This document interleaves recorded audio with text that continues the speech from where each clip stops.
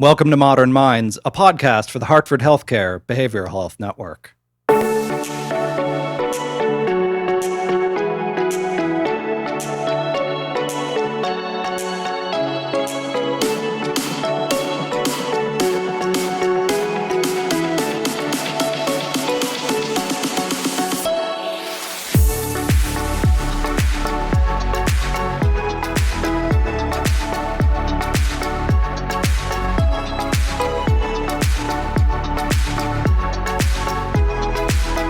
Welcome to Modern Minds. I'm your host, Mark Henick. This is a limited series about the modern state of mental health care as we know it today, and hopefully as we're working to have it tomorrow. Over the next 10 episodes, I'm going to be speaking with a selection of guests on a range of important topics, all related to mental health and the revolution that's already underway all around us.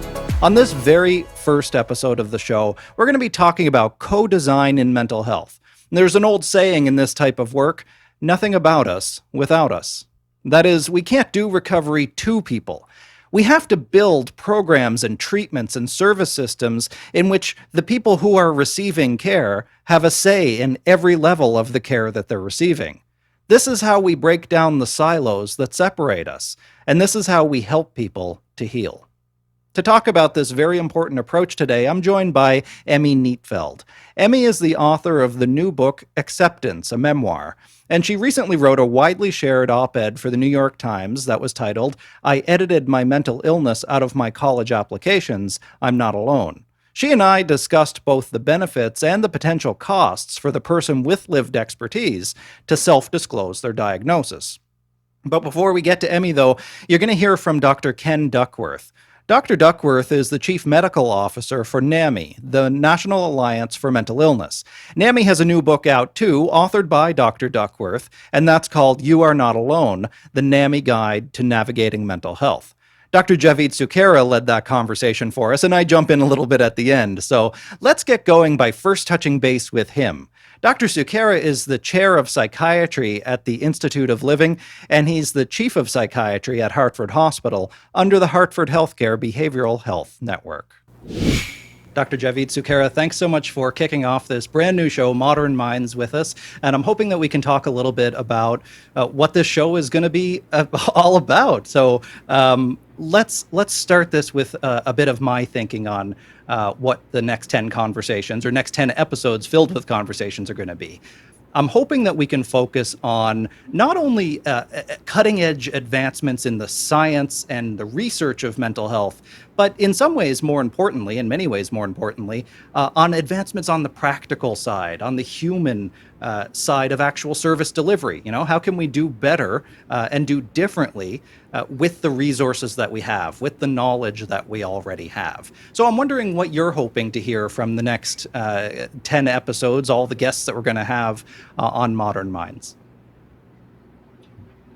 Well, I think we need to have this conversation, and having a candid conversation that challenges long-held assumptions, that critically reflects on some of the norms that kind of govern what we do and how we do it, it's long overdue. We are not dealing with the same demand for services. We aren't having the same conversation that we were having even 2, 5, or 10 years ago.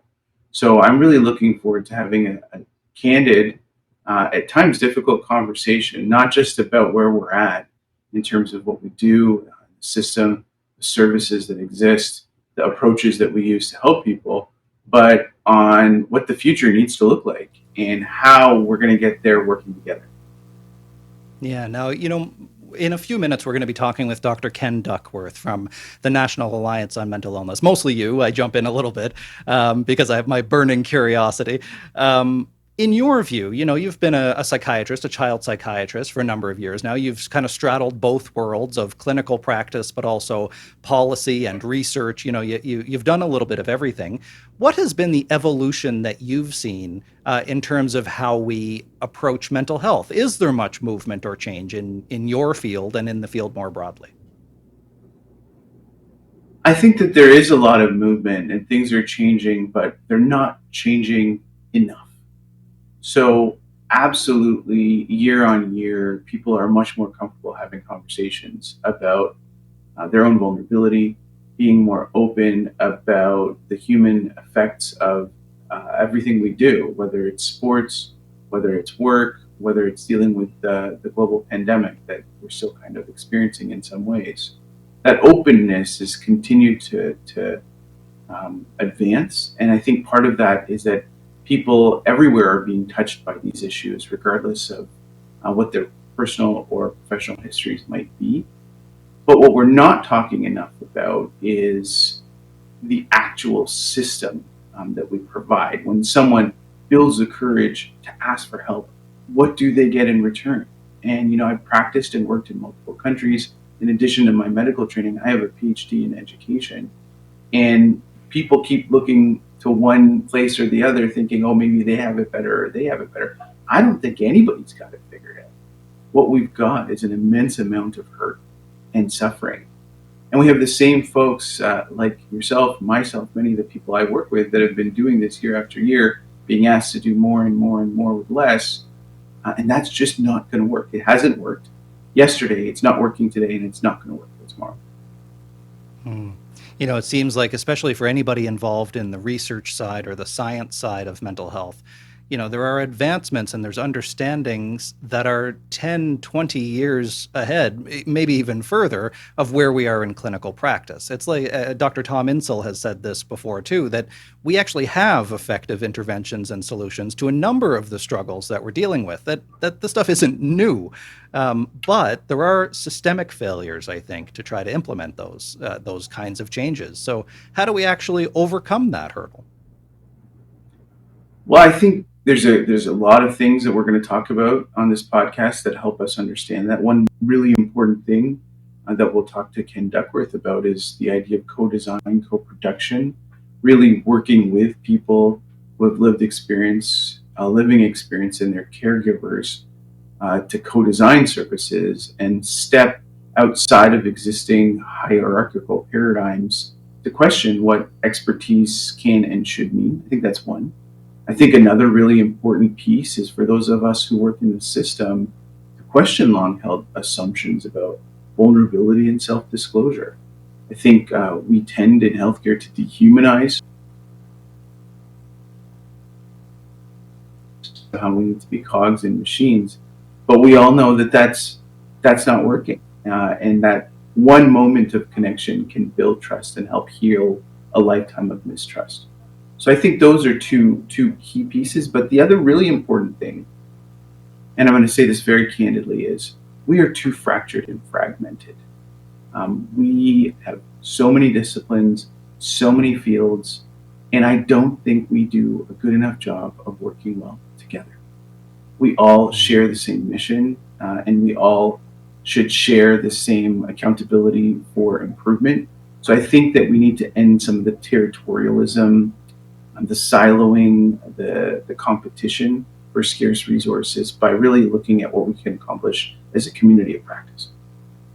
Yeah, it seems like the polarization, politicization, hyper-politicization that we've seen in society writ large has certainly impacted our helping professions as well. So I don't want to leave Dr. Duckworth waiting. You and I should get over and chat a bit with him. But we're going to have you back on the show lots to talk more about some of our other guests in the 10 episodes to come. Thank you so much again. Dr. Javeed Sukhera is the chair of psychiatry at the Institute for Living at the Hartford Hospital. And he and I are going to go over and chat now with Dr. Ken Duckworth from NAMI. Stay with us. Thanks so much for joining us, Dr. Duckworth.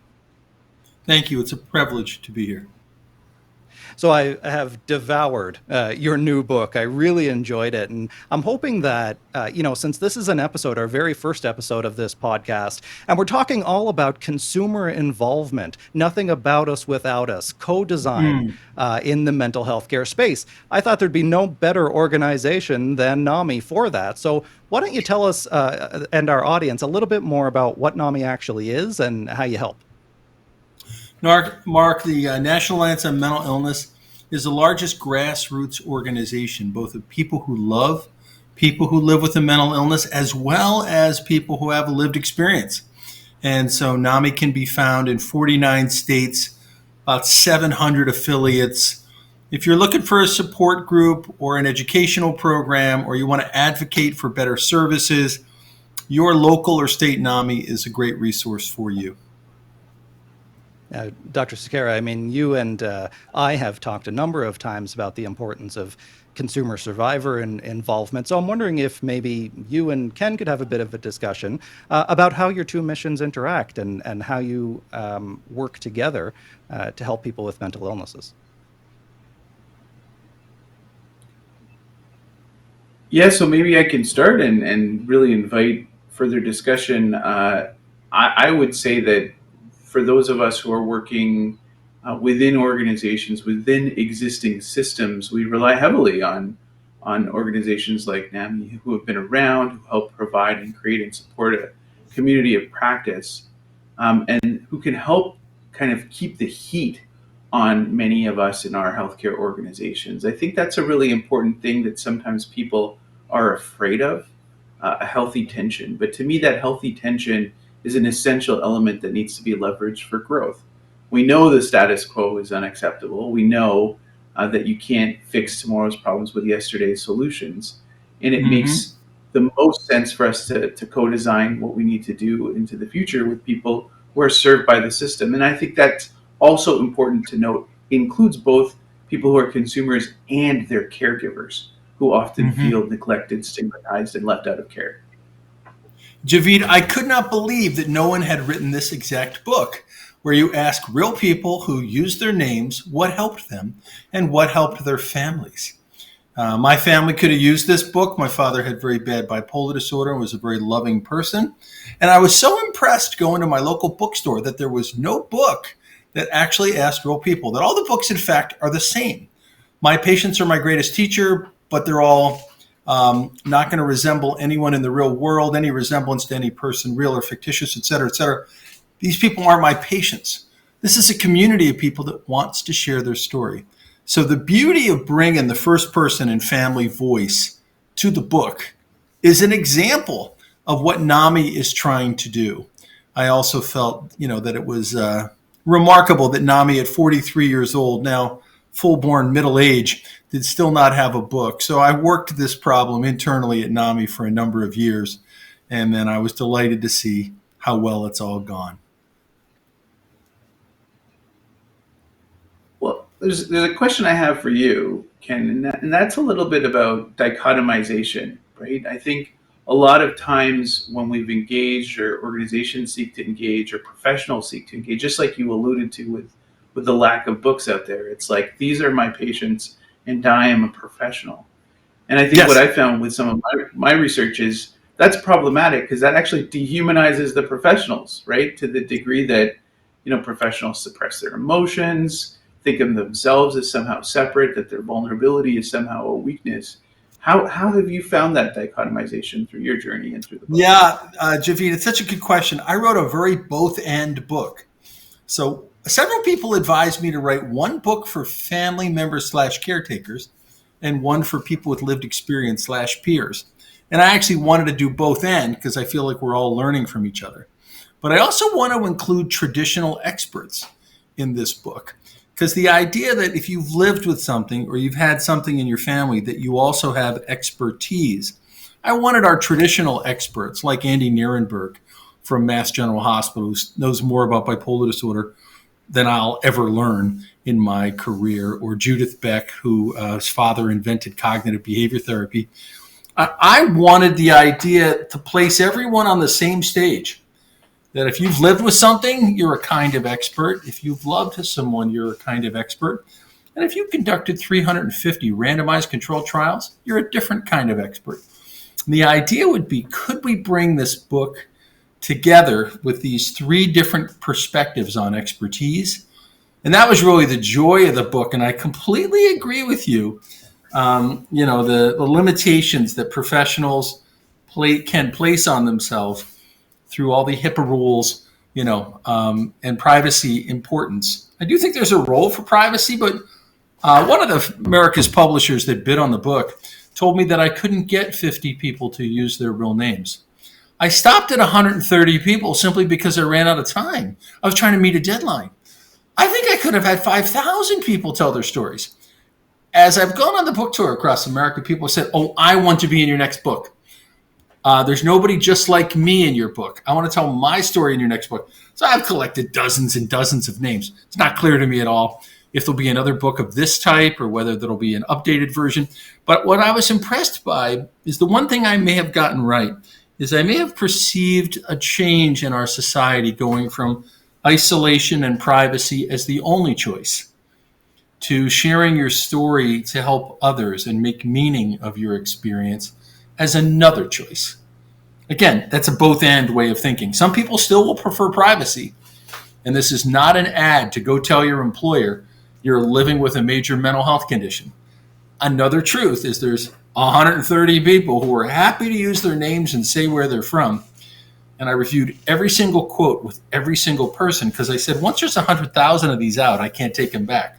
They all said, Ken, if it happened to me, it'll help someone else. This was the universal response. So I think we've also undervalued altruism in our field. Yeah, it's almost like the people who work in healthcare have lost their voice along the way. And so we know that there are stories there that they want to tell, that they want to be able to tell. And I think that's where the idea of co-design goes hand in hand with bringing vulnerability and humanness into recovery. Yeah, one of the things the publishers were interested in is I share my own experience. And, I technically on paper am a child psychiatrist like you. But the truth is, I went through a lot with my own dad and my own personal experience of grief and depression after my brother died. And, it's just interesting. The publishers were very clearly interested in this idea. This was not a memoir, but I, the author, am also part of this entire community. That I'm neither above it or below it. We're all part of it. Mental health is health, and it's really common. Yeah, it's that idea that there is no them. There's only us. Exactly. Maybe in college football, there's an us and a them, right? But I think in mental health, there isn't a need for that, right? And I think we've gotten very divided in the community. And I really wanted to write an integrative both-end book. That was very intentional because people said, oh, you should write different books for different problems. No. The families learn from the individuals. The individuals are learning from the families. The experts are learning from both. And both of them can learn from the traditional experts. Dr. Duckworth and Dr. Sukhera, if you don't mind if I jump in for a second here, because I posted, Ken, a quote from your book to LinkedIn several weeks ago about this idea not only of lived experience, but of lived expertise and how important that is. Most people were inspired by that and liked that idea. But interestingly, there were some mental health professionals who commented from a place that I almost felt insecure. They commented something to the effect that lived expertise is, you got to remember that you're not an expert in anybody else's experience. True, of course. And that what you believe might not necessarily be what's the most helpful thing for you. So have you encountered in all of these 130 plus interviews any kind of pushback from mental health professionals who might say, I'm the doctor, I'm the professional, I know best, and you need to learn from me? Have you ever gotten that kind of pushback? Yeah, that population exists. I think it's getting smaller. I got kind of anxious once I got to the finishing part of the book. I contacted my chair at Harvard, and I said, Kesh, I want you to know, Dr. Keshavan is a wonderful man. He's my academic chair. I said, I want you to know this book is kind of countercultural. This does not devalue professionals, but it elevates the voice of people who've been there. And I had this anxiety moment thinking, I'd managed to, violate unwritten rules in the field where you're not supposed to let people speak for themselves. What he said to me was, Ken, we're a field that needs to make this change. And I realized that I had stumbled upon this academic visionary who felt that there was more kind of expertise. So I'd say 9 out of 10 responses is, wait a minute, my experience could help someone else? You think that I learned something after I dropped out of college and went to the YMCA and swam a mile a day to begin the process of moving ahead in my life? You think that could help someone else? And I'm like, Trevor, that definitely could help someone else because people don't have models like that. But it doesn't mean that each individual's experience is the right one for you. But there are 130 people who say, this is what worked in our family. This is what worked in my life. And I felt like that was a kind of knowledge we had left on the sidelines. It doesn't also devalue the power of traditional expertise, right? So your experience with ECT is a different takeaway than Holly Lisenby, the director of the NIMH Division on Neurostimulation. They're both in the book.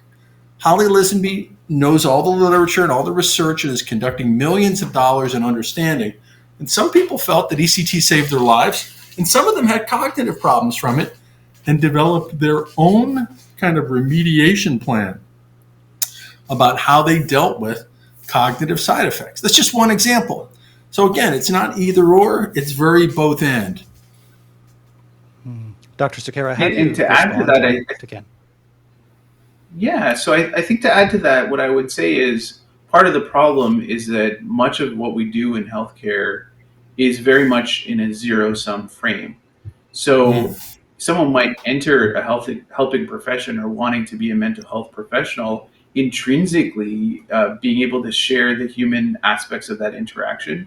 But there's a lot that we do through our training paradigms, through our clinical learning environments that actually reinforces this idea that expertise is zero sum and that somehow honoring and elevating, the lived experience as expertise somehow diminishes. And so that's where we do a lot of, and we need to do a lot of unlearning, right? This is something that's meant to be shared. It doesn't devalue or diminish. It actually enriches and enhances. And I think when you take a health professional, like I said, who kind of lost their voice and you say, no, you need to honor that voice. You need to find ways to decenter yourself, because this isn't about you, but also not dehumanize yourself. That's something people welcome. They're just not used to being able to do it. And it's not a zero-sum game. You can learn from someone who found, cognitive behavior therapy for psychosis made a difference for them and still not choose to use it. You just know that it's out there. It might be helpful to you in 5 years. So this has been the joy of the whole process. People were surprised by the idea. Wait, you want to talk to me? And I said, well, you have to use your name. And a few people said, wait a minute, I'm not ready to use my name. And I said, good. That is so important to know because not every employer, not every social group is ready for this. But then it turns out there's all these people who said, I want my experience, whether it's child abuse, losing your kids to social services, being homeless, incarcerated. I mean, I met people through this process who had been through things that have very low social status. They all wanted to tell their story because they know there's millions of people just like them, who got addicted to OxyContin or who had difficulty finding the right diagnosis or pathway or way to communicate in their family. So that's why this project was like the joy of my career, because it's the one idea I really felt was missing from our literature is let's listen to the actual people who are experiencing things.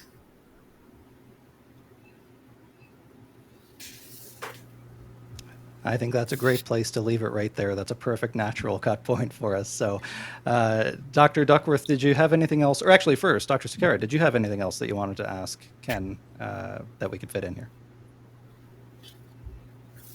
I have 1,000 things I'd love to ask. Maybe I'll go back to this issue of self-disclosure. And for you in your journey, as you got to that point where you knew that part of honoring these stories was actually honoring your own, what helped you unlearn and kind of liberate yourself from some of those things that might have been internalized over time? I think I was born in the wrong decade because, I did this in 1986 when I was applying to my psychiatric resident. And why do I want to become a psychiatrist? My dad's loving, fun, charismatic, brilliant, and periodically living in a state hospital. So I want to understand what was that phenomena that no one could talk about. And I had violated yet another unwritten rule, which was you weren't allowed to talk about anything that involved yourself or your family. And of course, this is a long time ago. And only one person across the country encouraged me and said that this was an additional experience. What's interesting to me is that when I talk to people in medical schools, they still struggle with the same question. Is it safe to discuss the fact that I have an eating disorder in my residency for internal medicine? Is my lived experience of having a serious depression that caused me to be suicidal at Duke, should I involve that in my residency application? Because I know what it's like. And so, of course, what I shared with them is you have to make your own decisions. But remember, not everybody is ready for this kind of self-disclosure. I think, I encourage people, get into the residency and then assess the culture and share your experience as you see fit. So I never struggled with this question. This is just my, personal experience. But the field was extremely unwelcoming to me back in 1986. And I was impressed that many people still wonder whether they should disclose or not today. And I don't have an answer for that question. All I say is there's a lot of people that are willing to disclose. I just can't assess what the culture of your institution, what their response would be. There was just a piece in the New York Times called I withheld my mental illness history from my college application. I am not alone. Right? Again, this is a dilemma that people are facing these days. But the fact that you can even have this discussion, you couldn't have this discussion when I was applying to be a resident. I think my essay stood out like a sore thumb, not in a good way, across America's best residencies. People ignored it. One person told me it was a terrible reason to become a psychiatrist. This was at a world famous institution. And I asked that world famous person, again, I'm 26, I know no one, I have no connections. I'm thinking I'm going to end up in cardiology because this is not going well. And I asked him what was a good reason. He paused for a moment, he looked back and he said, well, maybe if your father was a psychiatrist. This is not a person really thinking about the workforce shortage that we face, right? This is not a way to approach bringing more voices into our work. So I always share that story because it's a true story. The field needs to be able to embrace people with lived experience, both from their own life and their families, and provide supports because we have a profound shortage of people in the mental health workforce. And I believe that there's a place for people who have a history of mental health conditions to help other people. And I think some of them will be some of the best people we have. So that's my take on it. I do think it's an evolving world that we live in. I don't think this book was possible 10 years ago, and I don't think a bunch of publishers would have bid on it. Something has changed in our society, and I can't tell you whether that's Simone Biles or NAMI or Prince Harry. I can't tell you where it starts and begins, but something has changed around self-disclosure, so it's a very interesting time to be part of this adventure. I want to thank you for having me, by the way. And all the royalties from the sale of this book go to NAMI. NAMI has the copyright. This is basically a love gift to an organization that I've observed doing a lot of beautiful work over time. All the classes, all the support groups are free all across America. And the book is You Are Not Alone. I have it right here, holding it up for the camera. The NAMI Guide to Navigating Mental Health. You can get that. Where can you get it, Ken? Yeah, anywhere books are sold. It's in your local bookstore. It's on Amazon. Amazon figured out how to sell it for under $18, which is, I guess, how they've gotten so wealthy, because they realized the book was selling, so they lowered the price of the book. It's on audiobooks. It's going to be translated into Chinese. There's a UK version. So all I could say is if you're interested in this question, the learning from real people, and the real people will talk to you. Like if you want to learn from that guy who dropped out of college and figured that swimming and motion was his best path forward, send me an email. I'll connect you to Trevor. He's a lovely man. And he was so proud. When I go across the country, the people in the book are on the stage with me at the book events. They talk about what they've learned and why they wanted to be in the book. It's been quite beautiful. And they all want to help other people. They all want to make meaning of the experience.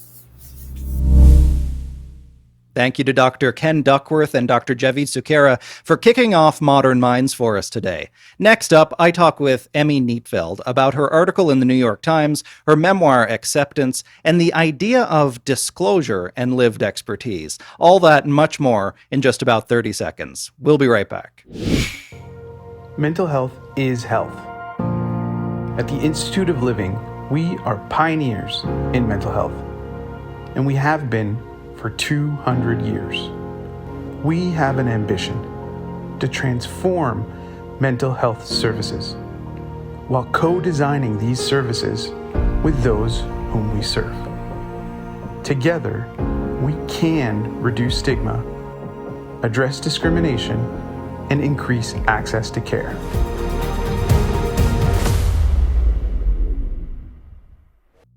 Welcome back to the Modern Minds podcast. I'm Mark Henick. My next guest is Emi Nietfeld. Emi is the author of Acceptance, a memoir of her journey through foster care and homelessness, interrogating the true meanings of resilience, ambition, and success. She's also an accomplished essayist, having been featured by such outlets as The Atlantic, Teen Vogue, and Fortune. You also just heard Dr. Ken Duckworth make reference to her recent piece in the New York Times, which we discussed in depth. So here's my conversation with Emi Nietfeld. Emi, thank you so much for joining me today. Thank you so much for having me, Mark. So now you're the author of Acceptance, a memoir. You share your personal story so incredibly eloquently and bravely. I want to come back to that in a minute, because the reason why I wanted to talk to you, first of all, with the topic of our episode today being co-design in mental health, inclusion in mental health, was because you wrote an article for the New York Times called "I Edited Mental Illness Out of My College Applications. I'm Not Alone." For those who are listening, and we're going to share it in the social media when we share this episode, but for those who haven't read it yet, can you tell me what that article was about and what inspired you to write it? Yes. So that article is about how students facing a worsening teen mental health crisis are choosing to disclose or explain or not explain mental health conditions when they're applying to college. And this was inspired by my own journey, where in high school, I was in foster care for a while, I was homeless for a while, and I was also involved in the therapy and psychiatry systems, which ended up having a big impact on my transcript and where I went to school and what grades I had from what places. And it was really hard to hide. Hmm. When you were in school, I assume, if your experience is anything like mine was, because my the worst part of my mental illness was right when I was in middle school and high school, and I think my schooling, my performance at school was the place that was affected the most, or at least that's where it was the most obvious. So, can you tell us a little bit, maybe more about your own backstory, your own story there, how your symptoms manifested, and how it impacted you at school? Yeah, I had a very tumultuous home life when starting around my parents' divorce when I was 10 years old. And my mom struggled with compulsive shopping and hoarding. But part of the problem is that she couldn't see that there was a problem. And so instead, I was taken to the doctor, I was medicated, and I did become very depressed. I suffered from an eating disorder and self harm. And for me, my education was impacted by different placements. I was hospitalized repeatedly, and I spent 9 months in a locked residential treatment center before I went into foster care. And so when I was sitting down trying to explain to colleges, I it really didn't feel like an option to just not explain why I had so many schools on my Hmm. transcript. Yeah. We spend so much time now that mental health conversations are so popular, and that's a crass way of putting it, but they are popular now. I remember when I was in high school, we didn't talk about things on, especially not in popular media, about mental health. But one of the main messages that comes up all the time, it's very inspiring, and it's not wrong, I don't think, is to encourage people to reach out for help. I still think that is a good message, but there's a risk there, right? That what if we're encouraging people to reach out and the people that they reach out to aren't the people who can best help them. It might even be a potentially traumatic experience. So what's your feeling of how we're doing mental health advocacy now in terms of the messaging, with respect to how mixed up and broken the system actually is? That's such a great question. And I think it really hits at a missing link in the discourse around mental health, where we do have these formulaic answers of like, go seek therapy and go talk to someone, maybe take medication. When we know the reality is sometimes the help you get is going to be great, and other times it's going to be more harmful. And so I think it's really important for families and patients to have a sense of what is available, of what different kinds of treatment there are, of what is known to work pretty well, and of how important the therapeutic relationship is. It's really almost impossible to expect someone to get better in an environment where they feel like they're being re traumatized. Well, that's just it. We're talking in this whole episode about inclusion, about co-design in mental health, but really, I think that presupposes that people have disclosed, right? In order to include people with lived experience, you can't do that to them. I hope not, anyway. That they have to be invited to the table in a meaningful way. So maybe you can frame this for me around your own experience of disclosure, of opening up. I don't know. Maybe you were always open about your struggles, maybe not. But what was it like before that, and what was it like after you actually did start to open up about your own story? I wrote about this in the New York Times article where initially, when I was applying to college, I was very open. And the people who were helping me put together my application, they thought if you talk about your depression and your PTSD, that will help colleges understand the significance of what you've been through.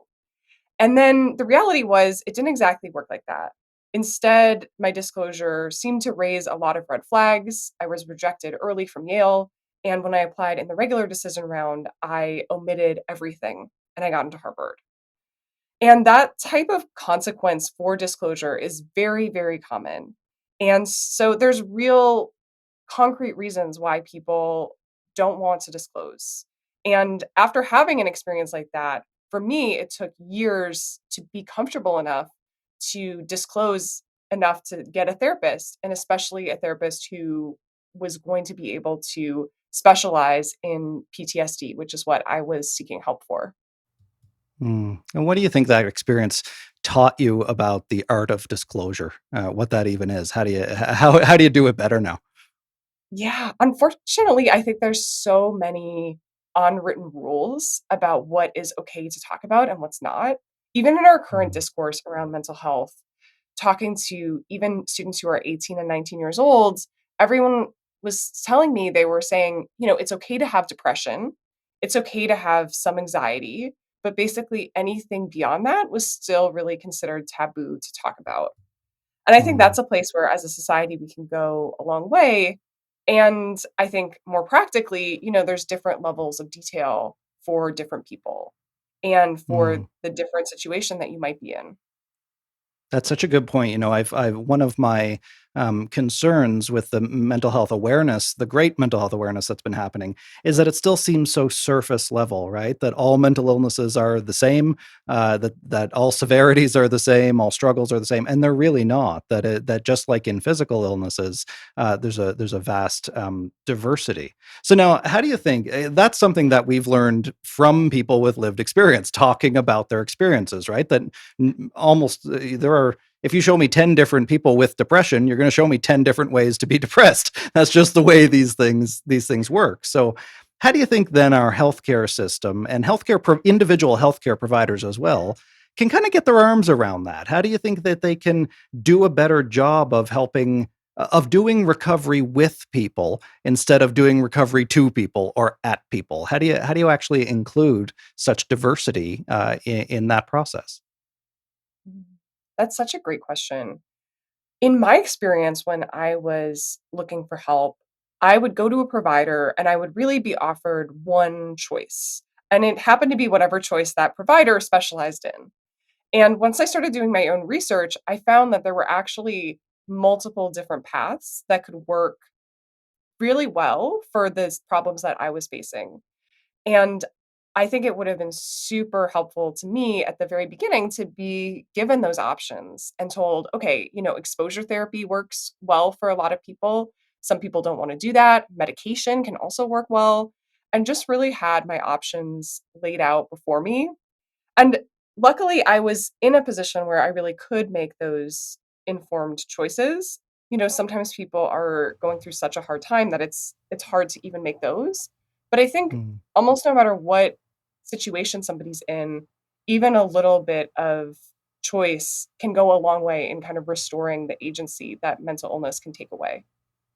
No, I mean we've been talking about the benefits of inclusion and co-designing treatment for the individual person who's struggling, but above and beyond that individual person being included in their own treatment, what do you think are the benefits of including people with lived experience or people with lived expertise? I'm interested in hearing your reaction to that term.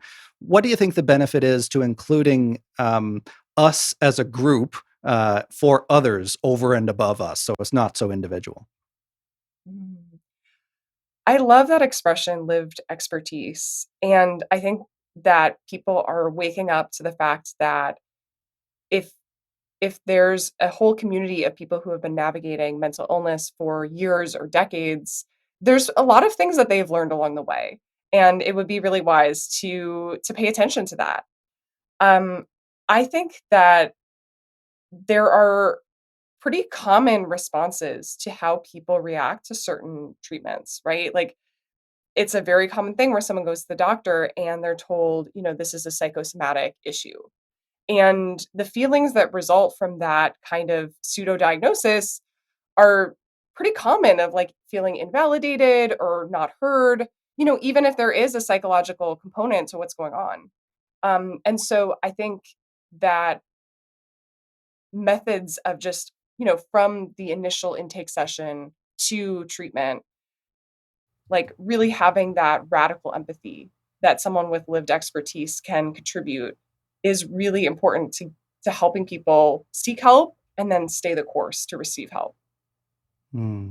What do you think are the I think well, let me say it this way. I think there's both benefits and risks, and the benefits way outweigh the risks of having public mental health advocates out there. I mean, I do it myself. You're doing it now as well. But having people like us out there sharing their stories inspires hope and it encourages other people to do the same. And I think that's a good thing. I think there's also potentially a risk, though, in communicating a message that if I did it, you can too, or if I did it, why can't you? So then, how do we get away from one person's individual experience, sort of simplistically overgeneralizing it and saying, therefore, the treatment that worked for me will work for everybody? Mm. I think a huge part of that is having mental health advocates whose message is not, hey, I overcame and I'm completely better now. This is something that I think about a lot because when I wrote my book Acceptance, I was still dealing with quite a few symptoms of PTSD. I still have them and I probably will my whole life. And as a culture, we're obsessed with these stories of triumph and with people being all the way better, when in a lot of cases, that's just simply not realistic. And I think that there's a real opportunity for the idea of advocacy to advance through mental health so that you can have people who are not saying, "Hey, if I did it, I can too," but like this is what success can look like. And it can look like sometimes needing to receive care over a really long period of time and never really being cured. Opening up about your own experience with a mental illness. I don't know if you found this too, but there's a certain weight to that, right? I mean, there's the initial diagnosis that comes, and I felt a certain relief with that, right? I have something that I can call this thing. But then opening up about it, especially publicly, it's like you're taking on that mantle, you're taking on that label, and there can feel like, I think, a certain permanence to that. So, do you think that there's anything that people who want to either get involved in their own treatment or become more publicly involved as a mental health advocate for people with lived experience? Um, Is there anything that you think that they should probably keep in mind in order to protect themselves, either from overextending themselves or re-traumatizing themselves or harming themselves in some way? Hmm, that's such a good question. And I dealt with this for years when I was very, very private about my background and my history and my diagnoses. And I think the most important message that I have for people is that you should not feel pressure to disclose or to be a public face for a disorder. There we often have that expectation that like good patients are willing to be completely forthright when I think the most important thing is taking care of your own health. And for me, I reached a point where it became better for my own health really to start opening up in small ways to people I could really trust. And so I started with family members and friends, and those were actually some of the hardest conversations because it meant going back over shared experiences and filling them in on what those things were often like for me and what was going on internally. Um, and I think whatever level of disclosure someone decides to do, that is wonderful and great, and that it's also okay to keep stuff between you and your doctor and your therapist or your journal or your favorite stuffed animal. Yeah, I think this relates to a couple of the things that you said today, but um, do you think that there's a I know your answer already, but I don't know why I'm asking, but I'm interested in hearing your thoughts on it. What do you think then? I'll frame it this way. What do you think then about the idea of the model patient or the model mentally ill person who, like you say, has triumphed and had a beautiful struggle and now what's your reaction to that idea? It can be a good story. It's certainly an easy story to tell because we're all used to it. I also think it can be really, really damaging. And for Mm. people who that story is their life, more power to them. I'm glad that they have come to that place. And I think it's equally as important for people who are not the model patient to be to kind of shatter some of those stereotypes about who is worthy of help and care and of raising awareness. Yeah, it's almost like it's a good story, but it's a fictional story because I don't think I've met anybody yet who is actually really good at recovery and who who fits that narrative. But I think that's almost it reminds me too of how we encourage people to open up about their experience, and then they open up, and it's kind of not like that or don't do that. So I think we have to be able to embrace the messiness that is this process. Absolutely. Well, Emmy, thank you so much for spending some time with us tonight. Your book, Acceptance, a memoir, is available everywhere now. The article in the New York Times, which we're going to share with this, I edited mental illness out of my college applications. I'm not alone. Thank you so much for writing both. Thank you so much for having me, Mark. Many thanks to Emi Nietfeld for talking with me today. Before we wrap up, I'm going to throw this over to our friend in the field, Bryan Spyros from Hartford Healthcare. Bryan's going to check in quickly with one more person that we think you should hear from on the theme of patient engagement in program design. Over to you, Bryan. Thank you, Mark. We are going to continue this conversation now centered around nothing about us without us, looking a little closer at the Hartford Healthcare perspective. And joining me now is Dr. Karen Kangas. She's the Director of Recovery and Family Affairs for the Hartford Healthcare Behavioral Health Network and the former Director of Recovery and Community Education at the Connecticut Department of Mental Health and Addiction Services. Thank you for being with us today. Thank you. So tell us a little bit about your background. Well, my background is I actually have a doctorate in education, and I've taught for many years. And I ended my teaching career as a principal of a school, which I loved. And I ended up having some mental health challenges, and I ended up going into the hospital. And while I was there, the superintendent of schools came in and said, "And when you get out, we are going to fire you." Wow. And it was like, wow, I didn't do anything wrong, and why are you doing this to me? And it made me kind of think about what is my next career, because I'm not sure I was still certified to work in education and license and all of that, but I thought, I want to do something different. So I ended up meeting a lot of people, and actually people said, why don't you start talking about your own mental health? Would you be willing to diagnose? Would you be willing to open up and disclose? And I thought, I would. I would. And that brings us up to a term, lived experience. Right. Tell us what lived experience is for anyone who may not know what it is. Right, and we're using that term now because we'd rather not use all the labels that people have given us. And lived experience means you've had some mental health and or both addiction challenges, and you've really gone through them. You've had treatment, you've done all kinds of pathways to recovery, and you feel really good about yourself right now, and you're willing to tell other people and to help other people. Which is key in all of this. So there's something called the Hartford Healthcare Recovery Leadership Academy.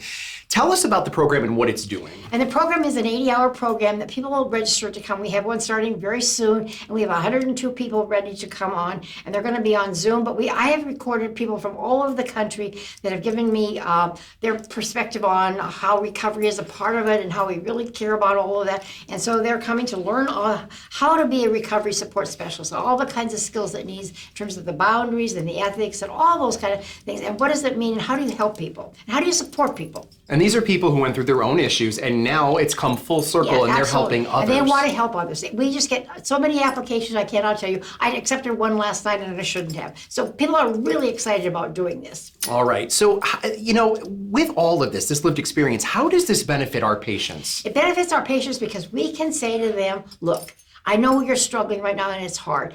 I'm going to give you some hope because you know something? I've been there too. I've been in this hospital before. Oh my gosh, and I wasn't happy either, but you know what? There's a whole way through all of this, and let me help you, guide you. Let me give you some resources. Let me give you some hope, because we really need to hang on to that. And I will be with you. I'll be with you in the hospital, and I will follow you out of the hospital. And the patients must be very receptive, especially when they know someone's working with them who has been down this road. We do one-on-ones, and we do groups together with people and try to increase their skills and their resources that they need to survive and to be active in their communities. That's the goal. Back in their communities healthy and well.